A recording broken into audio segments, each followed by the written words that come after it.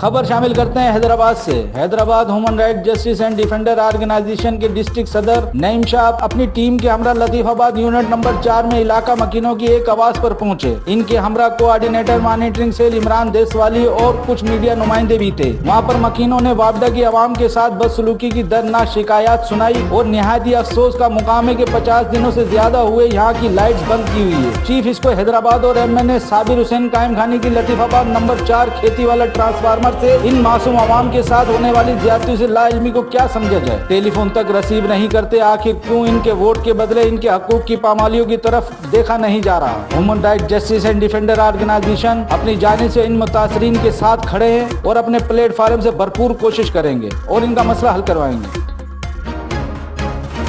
मजीद खबरों और अपडेट के लिए विजिट करें हमारा YouTube चैनल HRJD न्यूज़।